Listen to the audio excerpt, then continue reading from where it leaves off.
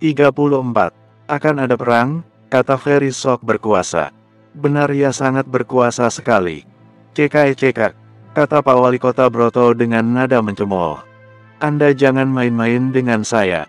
Saya tahu Anda wali kota tapi saya tidak peduli, ancam Ferry. Kebanyakan ngoceh nih bocah. Borgol dia, perintah Pak Cokro. Pak Kunchoro tidak bisa berbuat apa-apa. Karirnya ada di tangan Pak Broto. Ferry yang tidak punya anak buah, karena terluka semua di kediaman keluarga Pratama, hanya memberontak kecil ketika tangannya diborgol. Dia disuruh duduk. Kami tidak peduli kau berasal dari keluarga presiden. Kalau kau macam-macam dengan hukum, akan kami tindak, kata Lady Okta. Lihat saja nanti, Lady Okta yang cantik. Kau akan jadi milikku. Ferry menatap Lady Okta penuh maksud. Jangan bermimpi terlalu tinggi kalau kau akan masuk bui. Keluargaku akan segera mengeluarkanku. Sebaiknya kau tutup mulut. Semakin kau ngoceh semakin memberatkanmu di mata hukum, Lady Okta mengingatkan. Tidak ada yang berani macam-macam dengan keluarga Gunawan, teriak Ferry. Diam-diam tadi Ferry sudah menelepon ayahnya dan memintanya membawa pasukan untuk menjemputnya. Pak Wali Kota Broto berpikir, ancaman Ferry bisa jadi bukan omong kosong. Keluarga Gunawan memang cukup berkuasa di negeri ini. Dia ingin tahu siapa saja yang berafiliasi dengan keluarga Gunawan. Coba kamu data semua pegawai pemerintahan yang berasal dari keluarga Gunawan, perintah Pak Broto kepada asistennya di kantor wali kota. Pak Kunchoro mendengar itu, dia langsung takut bukan main. Karirnya di kepolisian hari ini bisa tamat. Dia tahu dia telah salah waktu pertama dibeli oleh keluarga Gunawan. Dia tidak punya pilihan karena keselamatan keluarganya adalah taruhannya. Kemungkinan besar orang-orang keluarga Gunawan akan datang kemari. Lady Okta memberitahu Pak Cokro dan Pak Broto. Kita bawa cukup personil, tanya Pak Cokro. Cukup untuk menghadang mereka di depan, Lady Okta memperhitungkan. Kalian tidak akan menang melawan pasukan keluarga Gunawan. Kalian akan habis oleh mereka. Jangan macam-macam dengan ayahku, cemooh Ferry. Dia langsung ditutup mulutnya pakai lakban oleh Lady Okta. Berisik. Oke, hari ini kita tumbangkan keluarga Gunawan. Instruksi presiden sudah jelas. Tumpas para penjahat di tubuh pemerintahan. Potong dari akarnya. Meski sulit dan penuh halangan, kita jangan menyerah, Pak Broto menyemangati. Kita benahi orang-orang di kesatuan kita. Beri kesempatan bagi yang mau bertobat. Tapi tentu akan ada sanksinya dulu, lanjut Pak Broto. Membuat Pak Kunchoro sedikit tenang. Pak Kunchoro langsung berlutut memohon maaf kepada mereka. Saya menyesal telah dibeli kesetiaannya oleh keluarga Gunawan. Saya ingin berhenti. Ferry yang kakinya masih bebas, menendang Pak Kunchoro sampai berguling. Lady Okta kemudian mengikat kaki Ferry. Coba ceritakan apa yang terjadi, perintah Pak Broto kepada Pak Kunchoro. Waktu saya naik pangkat, suruhan keluarga Gunawan menyekap keluarga saya. Di situ saya disogok agar selalu menuruti kemauan keluarga Gunawan. Terutama di kota ini, keluarga Gunawan selalu buat onar dan melanggar hukum, tapi selalu saya bebaskan. Bila saya tamat hari ini tidak apa-apa, karena saya memang salah telah membelot. Tapi mohon bantuannya, keselamatan keluarga saya, Pak Kunchoro memohon. Pak Broto langsung menelepon orang untuk berjaga-jaga di rumah keluarga Pak Kunchoro. Keluargamu sudah aman. Kau sudah tepat mau mengaku. Kini, kenapa Lukas sampai kalian tangkap? Ini atas perintah Ferry Gunawan. Sebenarnya saya lebih memihak Lukas, karena dia hanya membela diri. Seorang diri melawan begitu banyak. Pak Kunchoro menjelaskan dengan raut menyesal. Kalau begitu, kau lepaskan Lukas sekarang. Dia tidak apa-apakan, tuntut Lady Okta lagi. Pak Kunchoro terdiam. Lukas sudah babak belur di ruangan interogasi. Mau tak mau, dia harus terbuka sekarang juga. Pak Kunchoro mencari kunci ruang interogasi. Sebelum dia menemukannya, petugas polisi dari kesatuan Pak Cokro melaporkan. Mereka sudah datang. Banyak sekali. Lady Okta yang tadinya mau membebaskan Lukas, ikut pergi keluar. Perintahkan anggotamu juga untuk melepaskan kesetiaan mereka dari keluarga Gunawan, atau mereka akan dicopot langsung hari ini, pinta Pak Broto. Baik, Pak. Pak Kunchoro kemudian memberi woro-woro melalui pengeras suara. Memerintahkan semua personil kepolisian untuk bersiap berperang. Kita punya lebih banyak personil, kata Pak Cokro. Satuan kepolisian gabungan antara kantor Pak Cokro dan Pak Kuncoro kaget melihat banyak sekali pasukan dari keluarga Gunawan yang diturunkan. Muka mereka sangar-sangar. Mobil jeep besar mewah menerobos keramaian. Ayah Ferry Gunawan turun dari mobil. "Lepaskan Ferry Gunawan." Gatot Gunawan berbicara melalui pengeras suara. "Tidak sampai dia diproses secara hukum karena terbukti menyuap anggota polisi," balas Pak Broto. "Jangan sampai terjadi pertumpahan darah. Kita semua tidak menginginkan itu, bukan?" Diplomatis sekali Gatot Gunawan. "Maka dari itu, biarlah proses hukum yang mengambil alih." "Tidak bisa. Kalian lepaskan anakku sekarang dan kita lupakan masalah ini. Aku ragu kalau kita lepaskan Ferry anak buahnya akan tinggal diam. Mereka akan menghabisi kita apapun pilihannya," Lady Okta mengingatkan. "Benar," kata Pak Cokro. "Kalau begitu, kami akan menumpasmu, Gatot Gunawan. Kalian parasit dalam negeri," seru Pak Broto menggelegar. "Baiklah kalau begitu. Kalian tidak bisa berdamai rupanya. Serang mereka." Gatot Gunawan masuk ke dalam mobil dan mundur, membiarkan ratusan anak buahnya menyerang kepolisian. "Berlindung," seru Lady Okta. Letusan peluru saling bertaburan di udara. Banyak yang langsung tumbang kena tembakan. Petugas polisi sudah memakai rompi pelindung, namun sayang ada yang terkena tembakan di kepala. Pak Cokro minta petugas mengeluarkan senapan mesin otomatis. Mereka memberondong pasukan Gunawan. Lama-kelamaan, peluru kedua belah pihak habis dan banyak dari setiap kubu yang berjatuhan. Mereka akhirnya bertempur jarak dekat. Lady Okta dikepung 5 orang. Dia menendang dan meninju kelimanya. Namun cukup sulit karena semakin banyak yang bergabung dan mengepungnya. Pak Cokro tumbang kena hajar 3 orang sekaligus, kemudian dibopong oleh petugas medis. Pak Broto masuk ke kantor untuk berlindung. Pak Kuncoro melihat dari kamera CCTV. Dia berbohong kepada Lady Okta tadi. Pasukan Gunawan mengerikan. Mereka seperti tidak ada habis-habisnya. Pak Kuncoro sangsi kalau pasukan gabungan ini dapat menghalau mereka semua untuk membebaskan Ferry Gunawan. Pak Kuncoro memutuskan untuk ke ruang interogasi Lukas. "Lukas Brata, saya minta maaf telah memperlakukanmu secara tidak adil. Saya sadar sekarang dan tidak akan mengulanginya lagi," kata Pak Kuncoro memelas di hadapan Lukas. Dia sudah melepaskan borgol tangan Lukas. "Pak Kuncoro, menyesal tidak ada gunanya," kata Lukas tenang, sembari menahan luka di wajahnya. "Saya minta maaf, Lukas Brata. Saya mohon bantuanmu, setelah itu kau akan mendapat segala dukungan dari divisi kepolisianku." Pasukan Gunawan menyerang, dan tim gabungan tidak mampu menghalau mereka semua. "Apa untungnya bagiku? Lady Okta terjun dalam pertempuran," kata Pak Kuncoro. Dia tahu Lady Okta punya perhatian khusus kepada Lukas, begitu sebaliknya. Mendengar itu, Lukas langsung bangkit. Segala kekuatannya kembali. Luka memar abis dipukuli tidak berasa lagi. "Beri aku pistolmu," demi Lady Okta dan timnya. Lukas rela memegang pistol kembali. Dia keluar dan membantu pertempuran. Lukas menembaki pasukan dari atap. Pak Kuncoro dan petugas yang ada di dalam menyuplainya dengan peluru dan senapan mesin. Lukas si penembak jitu dan dewa pembunuh, menghabisi semua pasukan Gunawan. Dia pun menembak lutut Gatot Gunawan yang berusaha kabur dengan mobilnya. Petugas polisi gabungan yang selamat mulai menangkap mereka dan memborgol Gatot Gunawan. Pertempuran selesai. Lukas langsung mencari Lady Okta. "Dia terluka. Kamu tidak apa-apa, Lady Okta?" tanya Lukas khawatir. "Aku tidak apa-apa. Ini hanya luka kecil." Lukas kagum dengan Lady Okta. Polisi wanita cantik itu begitu tangguh. Bahkan luka tembakan saja disebutnya sebagai luka kecil. "Kamu cek temanmu yang kamu bawa tadi sana." Lukas tadi ingat dia datang bersama Martha. Dia mencarinya di ruang interogasi sebelah.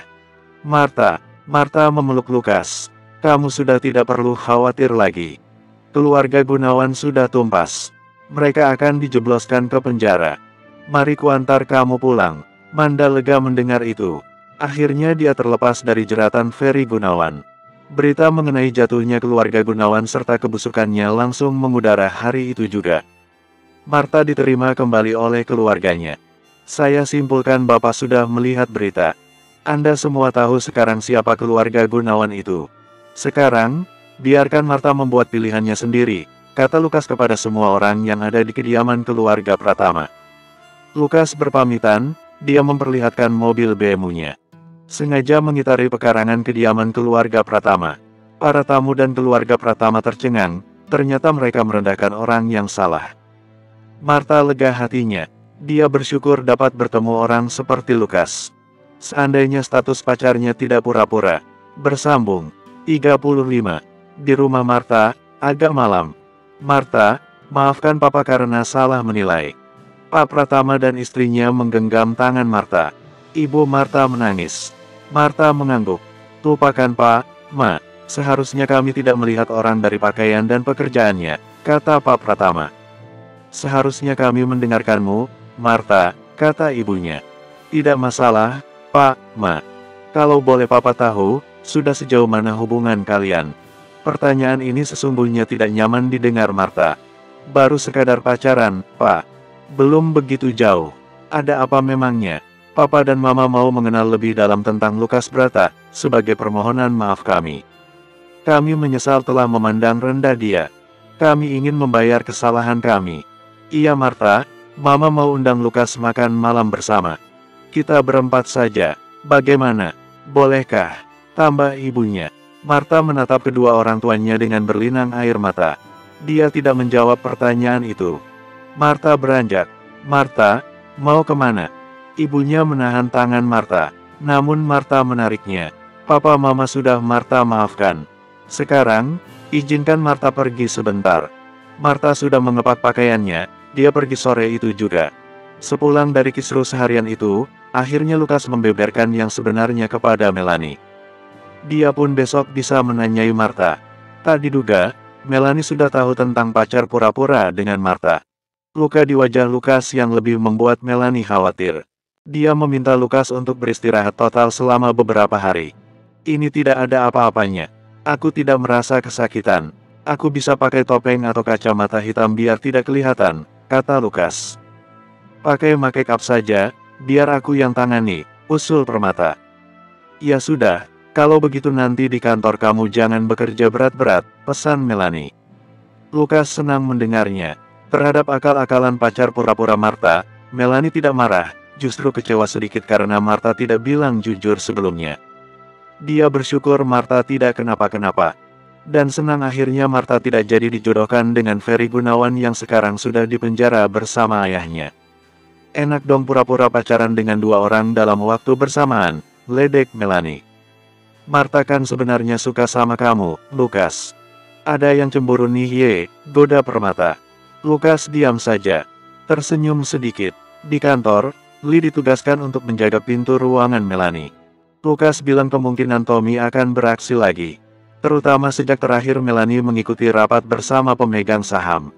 Yang dinilai bahwa Tommy adalah dalang dari ketidaksetujuan Pak Salim Maharta. Agak siang orang yang dibicarakan tadi datang. Menyingkir, perintah Tommy dengan sombongnya. Maaf, Bu Melanie sedang tidak bisa diganggu, kata Lee tegas, menghalangi Tommy yang mau. Langsung membuka pintu ruangan Melanie. Oh ya, Tommy mencemooh Lee. Dia membuka ponsel dan menelepon Melanie. Biar kupastikan sendiri. Lee memutar bola mata. Bosan menghadapi orang ini. Sesaat kemudian, Lee mendapat pesan dari Melanie untuk membiarkan Tommy masuk ke ruangannya. Lee bergeser. Sekali lagi kau menghalang-halangiku bertemu Melanie, kau akan menerima akibatnya. Bilang juga itu ke teman kacungmu Lukas, ancam Tommy. Tommy masuk ke ruangan Melanie dan mendapati Lukas sedang tidur-tiduran di sofa. Apa-apaan ini? Protes Tommy menunjuk Lukas.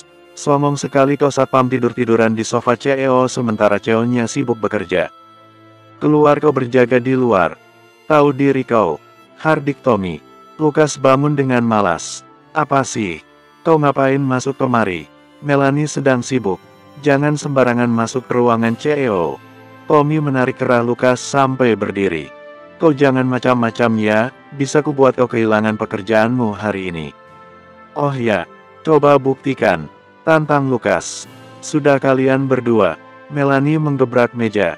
Melanie, pecat orang ini dan yang di depan itu.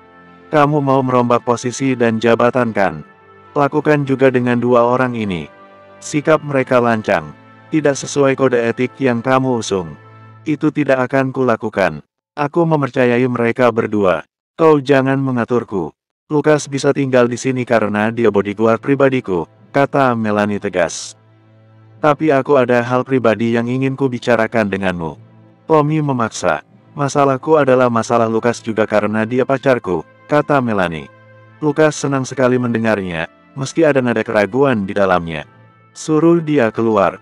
Jangan membuatku minta 2 kali. Kamu tahu apa yang bisa kulakukan kan? Geram Tommy.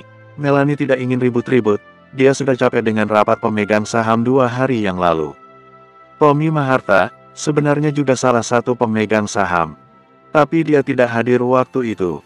Jadi, dia tahu apa yang bisa dilakukan Tommy. Melanie terpaksa menyuruh Lukas keluar sebentar. Lukas berpura-pura berperan sebagai pacar. Kalau ada apa-apa, telepon aku ya sayang. Melanie pura-pura mengirim cium melalui udara kepada Lukas. Itu supaya Tommy semakin panas. Mau bicara apa kamu? Tanya Melanie dengan sinis kepada Tommy yang sudah duduk menggantungkan kaki ke pinggir meja. Kamu tidak benar-benar pacaran dengan satpam itu kan? Tanya Tommy langsung. Dia bukan sekadar satpam. Tommy mengernyit. Dia pacarku yang sebenar-benarnya. Kamu tidak percaya. Aku yakin kamu hanya main-main. Melanie memberi bukti dengan memperlihatkan riwayat chatnya dengan Lukas yang penuh sayang-sayangan. Serta foto-foto mereka di rumah bersama. Melihat itu Tommy memerah pada mukanya. Cemburu ya? Goda Melanie. Aku yakin itu hanya dibuat-buat. Kamu sengaja berpura-pura untuk menyuruhku mundur. Kamu tahu, aku tidak akan mundur, Tommy mengatakannya dengan tajam. Biar kamu yakin, aku sudah bertunangan dengannya. Melanie memperlihatkan cincin di jarinya. Kemarin dia berbelanja bareng Permatahari. Dan mereka dapat ide ini. Meski awalnya Melanie menolak ide itu. Melanie menunjukkan juga foto Lukas sedang memasangkan cincin di jarinya. Dan kalau kamu masih tidak yakin juga, kamu bisa menelepon papaku menanyakan kebenarannya. Aku sudah bertunangan dengan Lukas. Tidak mungkin. Kamu mau menikahi orang rendahan seperti dia. Melanie yang kukenal tidak seperti ini. Tommy memukul meja. Melanie menyandarkan tubuhnya ke punggung kursi, menanggapi Tommy dengan enteng. Melanie yang dulu bukanlah Melanie yang sekarang. Apa yang membuatmu berubah? Lukas berkata, jawab Melanie. Tommy diam sebentar, mencari tanda-tanda kebohongan dari raut wajah Melanie yang cantik. Tapi tidak ketemu. Kamu tahu, kenapa tiba-tiba para pemegang saham bersikap menentangmu? Itu karena mereka mengikuti perintahku. Perlu diingat, aku juga memegang saham, dan cukup besar sehingga aku bisa menyetir mereka semua. Itu juga akibat kamu menolakku. Jadi sekarang kamu tahu aku bisa melakukan apapun di perusahaan ini. Anak-anak perusahaan di bawah Sukma Group sudah banyak yang kubeli atas namaku. Aku bisa dengan mudah membatalkan apa yang kamu lakukan kemarin. Melanie menyunggingkan senyum mencemooh. Aku sudah tahu itu pasti ulahmu. Kamu tidak pernah berubah. Masih seperti anak mama. Sedikit-sedikit lapor ortu. Kamu kekanak-kanakan. Melanie, kamu sepertinya perlu mempertimbangkan tindakanmu selanjutnya. Karena kamu kini berhadapan denganku, perkataan Tommy syarat nada ancaman. Tidak masalah. Kamu hanyalah hal kecil yang perlu kuhadapi. Jadi jangan khawatir, Melanie mengatakannya dengan datar dan dingin bagai es. Ingat posisimu, Melanie. Kamu bisa dengan mudah digantikan. Kamu sudah selesai mengancamnya. Silakan keluar kalau sudah. Melanie bangkit berdiri membereskan tasnya. Aku tidak akan keluar. Tommy keras kepala. Baiklah. Aku mau menyusul pacarku di luar. Silakan kalau mau tinggal di sini. Aku mau pacaran dulu. Melanie beranjak. Pacaran di jam kerja. Tommy protes, bangkit berdiri seolah hendak menyerang. Bersambung. 36. Apa urusanmu? Aku masih CEO utamanya. Kamu tidak bisa menghentikanku. Melanie berputar dan berkacak pinggang. Menantang Tommy. Aku akan menghentikanmu. Dan aku akan memilikimu suatu saat nanti. Tommy bangkit dan menahan tangan Melanie. Itu tidak akan terjadi. Lihat saja nanti. Melanie tidak menggubris lagi. Dia menarik tangannya paksa lalu keluar ruangan. Lukas melihat raut sebal Melanie dan segera mengambil tindakan. Dia masuk ke dalam ruangan Melanie.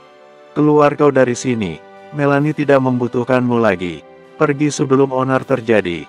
Ancam Lukas kepada Tommy yang belum juga keluar dari ruangan Melanie. Kau tak berhak mengusirku. Sukma Group perusahaanku juga.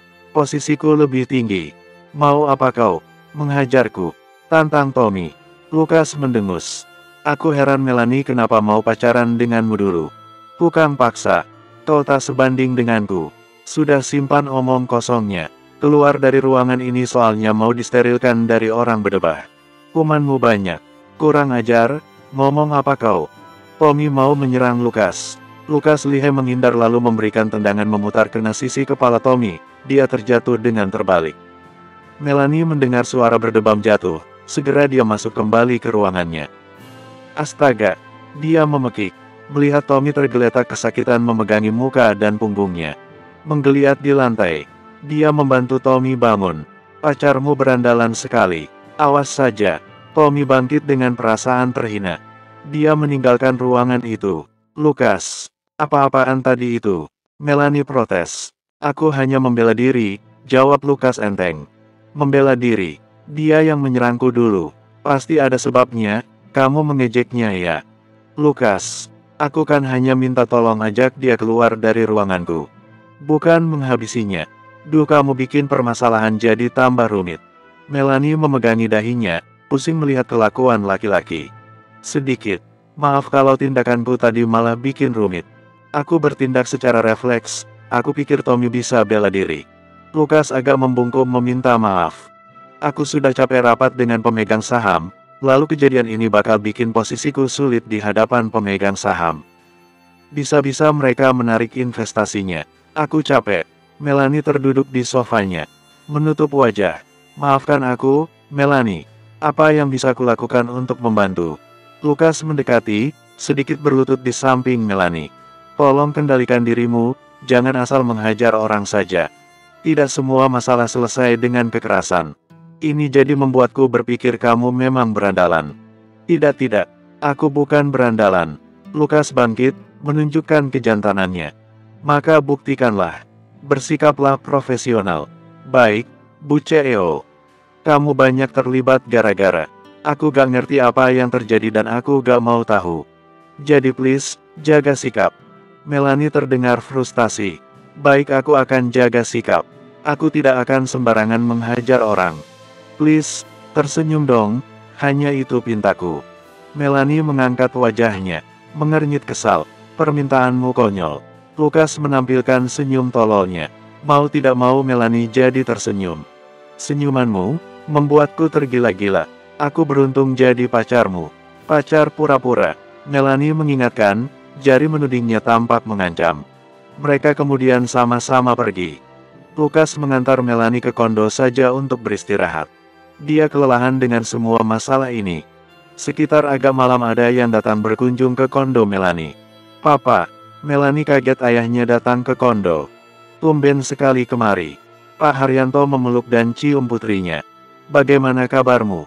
Melanie mengajak ayahnya masuk duduk di sofa ruang tengah. Baik-baik saja, Pak. Lukas ada. Pak Haryanto tampak celingukan menilai isi kondo Melanie. Ada di kamarnya. Papa kesini mau ketemu aku atau Lukas. Kalian berdua, ngobrol satu persatu. Melanie berubah serius. Urusan kantor ya, Pak? Iya. Bagaimana rapat kemarin? Papa dengar kamu dicecar habis-habisan oleh Pak Salim. Pak Haryanto menaruh tangannya di pundak Melanie, memberinya kekuatan. Melanie menceritakan apa adanya. Keputusannya didukung penuh oleh Pak Haryanto. Waktu yang tepat untuk melakukan perubahan, katanya. Melanie bilang kalau ini ada sangkut pautnya dengan kemunculan Tommy Maharta. Pak Haryanto tahu Tommy adalah mantan pacar Melanie. Dulu dia tidak setuju dengan hubungan mereka. Lalu bagaimana kamu nanti menyikapinya? Melanie akan berusaha membuat kebijakan yang tidak memberatkan siapapun. Keputusan Melanie dipikirkan matang-matang berdasarkan data yang cukup. Melanie tidak akan memaksa pemegang saham untuk selalu setuju dengan Melanie. Karena sedikit saja Melanie salah bicara, mereka akan tersinggung. Pak Haryanto mengusap kepala putrinya. Dia tersenyum. Melanie, itu cara yang aman. Tapi untuk bisnis, itu cara yang lemah. Kadang untuk mencapai hasil yang kita inginkan, kita perlu adanya paksaan yang tepat. Tunjukkan kalau kamu memang pantas menyandang jabatan CEO utama Sukma Group. Lakukan semua itu dengan pintar. Jangan menyerah hanya karena mereka pemegang saham. Melanie mengangguk, meresapi nasihat ayahnya. Setelahnya Lukas dipanggil oleh Melanie untuk bertemu Pak Haryanto. Lukas kemudian diajak bicara di teras oleh Pak Haryanto. Kamu sudah bertemu dengan Tommy berarti. Pak Haryanto mengajak Lukas berbincang di taman. Mereka berdua minum bir. Sudah. Lukas ingin tahu apa yang diketahui Pak Haryanto dulu. Sebagai pelengkap data yang dimilikinya dari hasil intai Tommy Maharta yang berujung sia-sia. Kalau Pak Salim Maharta, belum, baru dengar dari cerita Melanie di rapat waktu itu. Bagaimana pendapatmu tentang mereka? Lukas pura-pura berpikir. Secara sekilas sih mereka kelihatan mampu. Tapi secara perilaku, saya sangat tidak suka dengan Tommy. Dia tipikal pemaksa. Kalau kena masalah atau keinginannya tidak terpenuhi langsung mengadu ke orang tua. Kelihatan sekali brengseknya. Berkali-kali datang ke kantor mengganggu Melanie. Bikin heboh saja setiap hari. Saya dan Lee agak capek meladeninya. Kami berusaha menahan diri agar tidak menghajarnya. Kenapa dia memaksa Melanie untuk jadi pacarnya lagi? Makanya kami tegaskan ke Tommy kalau kami sedang pacaran. Supaya dia mundur. Malah bikin runyam perusahaan dia. Saya rasa memang ada agenda tersembunyi tentang kedatangannya ke Indonesia. Lukas melihat Pak Haryanto tersenyum. Ya, tiba-tiba Pak Salim menyarankan merger dengan perusahaan Tommy di luar negeri. Tadinya saya dan komisaris lainnya tidak menyetujui rencana itu, tapi Pak Salim terlalu kuat posisinya untuk menjadikan itu kenyataan. Tolong selalu bantu Melanie di perusahaan ya, nak Lukas. Pak Haryanto mengajak Lukas tos botol bir. Siap, Pak. Tommy Maharta, sejauh yang saya kenal, dia memang penuh akal. Dia memanfaatkan cara apapun untuk mencapai tujuannya. Seringkali memang ada campur tangan ayahnya. Saya curiga memang ada rencana buruk dengan kehadirannya kemari. Pak Haryanto kelihatan memandang jauh, tampak khawatir. Mereka menikmati malam sambil minum bir. Lukas membukakan botol kedua untuk Pak Haryanto. Kau calon menantu yang baik, Lukas. Bagaimana perkembanganmu dengan Melanie? Apakah ada tanda-tanda dia mulai jatuh hati padamu? Tiba-tiba Pak Haryanto bertanya. Lukas tertawa sedikit. Pelan-pelan, Pak. Takutnya dia malah menghindari saya. Tapi kalau saya bisa bilang, ya sedang mengarah ke sana. Bagus kalau begitu. Saya senang mendengarnya. Lukas dapat melihat Pak Haryanto tampak tenang, tidak terlalu khawatir. Dia senang Melanie dan Lukas semakin dekat. Diam sejenak. Lukas, ada satu hal yang ingin saya tanyakan kepadamu, kata Pak Haryanto memecah kesunyian. Ya, Pak, saya penasaran, kenapa kamu tidak berkenan membawa pistol? Padahal itu bisa lebih cepat untuk meringkus penjahat. Kamu bisa saja dengan mudah menghabisi ular beracun di terowongan itu sehingga Rosie tidak perlu ikut campur. Pak Haryanto mengatakannya dengan nada kebapaan. Lukas terdiam. Bayangan masa lalu menghantuinya. Kamu ada trauma tertentukah dengan pistol? Saya paham, kehidupan militer memang berat. Apalagi tim elit kontraktor berbasiskan militer. Misi-misi kalian berbahaya dan di luar metode umum. Lukas merasa belum siap untuk menceritakannya kepada Pak Haryanto. Tiba-tiba dia bergidik. Suara teriakan kematian melintas di telinganya. Tembakan. Darah. Lukas menggelengkan kepala mengusir bayangan itu. Saya tebak kamu mengalami mimpi buruk. Lukas mengangguk. Dia tidak pernah menceritakan hal ini. Setiap malam dia kurang bisa tidur dengan tenang. Rasa bersalahnya terhadap orang yang gagal diselamatkannya terus merongrong. Apalagi saat ini dia merasa dirinya kembali lagi seperti dulu, sang dewa pembunuh. Apapun itu, kamu perlu mengatasinya. Kalau itu hal yang berat sehingga membuatmu membenci diri sendiri, cobalah berdamai. Maafkan dirimu sendiri. Lepaskan jeratan masa lalu yang memberatkanmu. Hadapi semuanya dengan berani. Saya perlu dirimu seutuhnya untuk menjaga Melanie, pesan Pak Haryanto. Lukas terenyuh. Dia hampir menitikkan air mata. Begitu berat trauma yang dialaminya. Dia pernah menghilangkan nyawa orang tak bersalah di salah satu misi, yang membuatnya tak sanggup lagi memegang senjata. Apa saya bisa mengandalkanmu, Lukas? Bersambung. 37. Lukas menoleh ke Pak Haryanto. Tersenyum. Selama saya masih hidup, tidak akan saya biarkan orang-orang jahat mencelakai Melanie. Lukas menjabat tangan Pak Haryanto. seolah menjadi perjanjian darah kedua di antara mereka. Beberapa jam kemudian, di tempat yang lain, di sebuah kafe, mana nih orang belum datang-datang juga, keluh Anton. Mungkin dia salah alamat. Ini kan kafe baru, kita belum diumumkan di mana-mana. Belum masuk aplikasi peta, kata Juan Bahar. Mereka berdua membuka kafe kecil di Jakarta.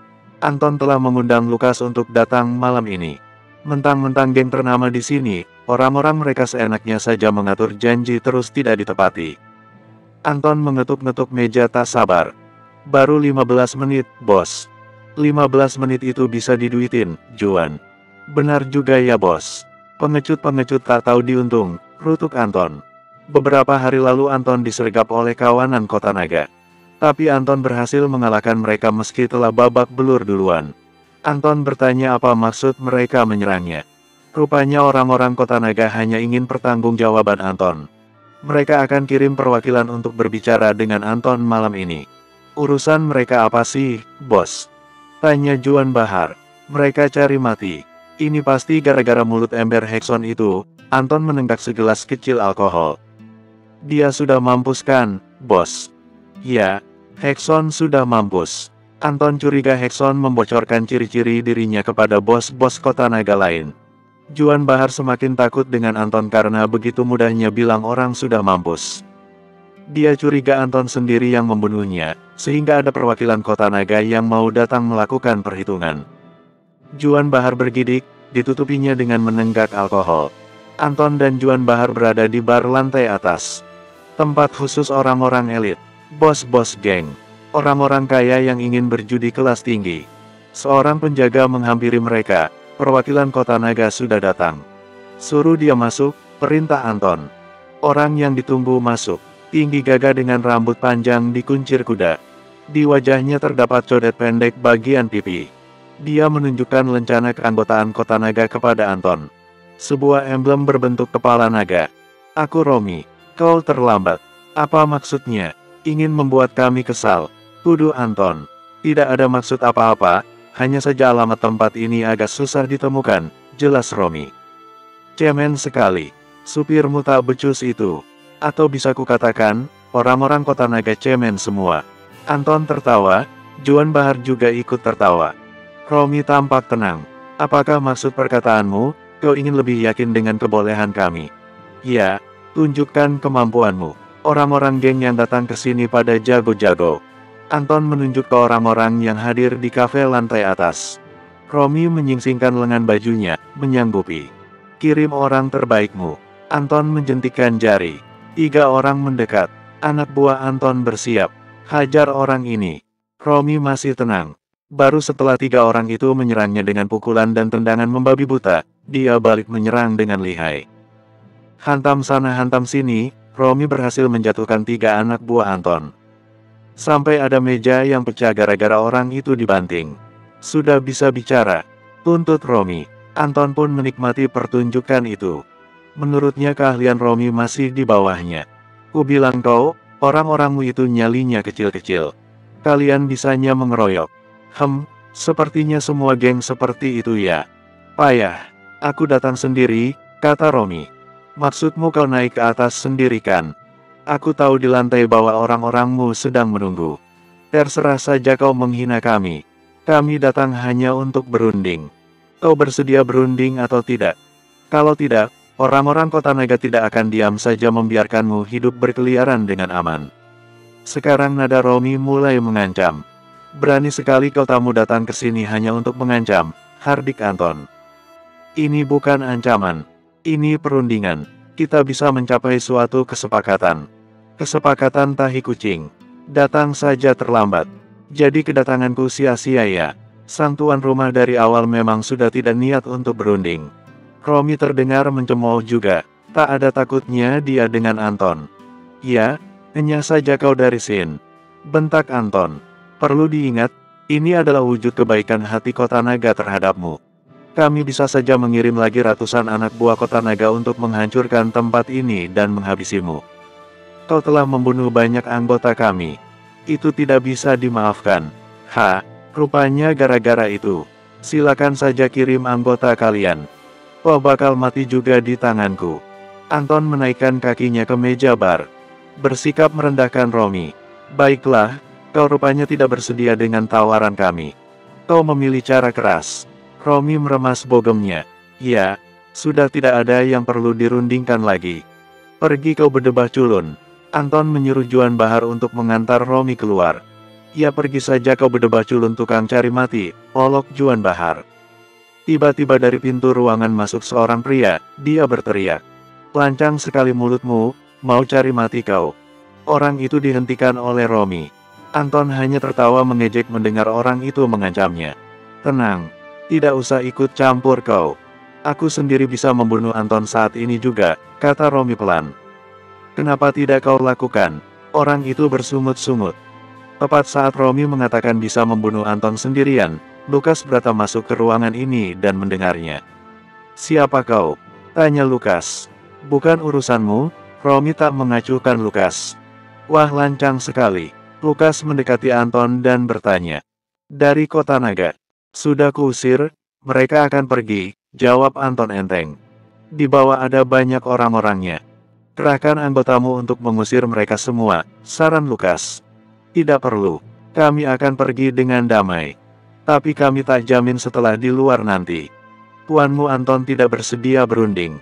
Maka terimalah akibatnya, kata Romi, lalu pergi bersama anak buahnya. Lukas melihat 3 orang anak buah Anton sedang mengurut luka di tubuhnya. Dia duga akibat dihajar orang tadi. Mereka bertiga bangkit dan keluar dari ruangan. Bang Lukas, ini tempat baruku. Baru kubuka bersama Juan Bahar. Rekan bisnis terbaikku, sambut Anton. Juan Bahar mendengar itu dan tersenyum bangga. Tapi dia segera pindah ketika Anton menyuruhnya mencari meja lain. Rekan bisnis atau taklukanmu? Lukas sarkastik. Ya, dia sebelumnya kutaklukkan karena berani menggangguku. Lebih tepatnya sih, memang aku yang cari gara-gara. Hei, tapi sekarang kami mendapatkan untung bersama. Ini jalan hidupku yang baru, Bang. Kau boleh bergabung kapan saja. Terima kasih tapi tidak untuk tawarannya. Jadi kota naga belum melepasmu ya? Lukas datang juga karena ingin mengetahui perkembangan tentang kota naga. Anton ditelepon seperti menyembunyikan informasi. Mereka memang tidak ada niatan untuk melepasku. Kenapa kau sampai dikejar lagi oleh mereka? Hekson, pasti Hekson. Dia pasti menggambarkan diriku secara detail, dan mungkin juga ingin mengganggu ketentramanmu, Bang. Aku kan orang yang cukup dekat denganmu juga. Lukas sedari awal sudah mengetahui, Anton hanya ingin bikin keributan saja. Sekarang dirinya sudah telanjur tercebur kembali ke dunia penuh kekerasan ini. Makanya sudah kubilang dari awal, kau salah ambil jalan hidup baru. Kalau tenang-tenang saja, tidak seru, Bang. Aku suka keributan. Anton menyeringai lalu menghadap bar dan menenggak botol birnya. Terserahlah. Ini ada campur tangan Baron Tama. Orang itu masih nekat menuduhku sebagai pembunuh Gary Tama. Kau sudah tahu siapa pembunuhnya yang sebenarnya. Lukas terdengar mendesak. Dia ingin segera menuntaskan masalah kesalahpahaman dengan Baron Tama. Anton menggelengkan kepala. Tapi Bang, sepertinya ini gak ada kaitannya lagi dengan Baron Tama. Murni kota naga ingin balas dendam terhadap kematian Hekson. Kau hubungi lagi sobat-sobat kita dari Kesatuan Bratajaya untuk membantumu membereskan kota naga. Aku tidak ingin kau mampus dibunuh mereka. Urusan dengan keluarga Tama biar aku yang menyelesaikan saja kalau begitu, saran Lukas. Oke, Bang, aku cari kontak mereka dulu. Terima kasih, Bang. Lukas merasakan ada mata yang mengintainya sejak tadi masuk.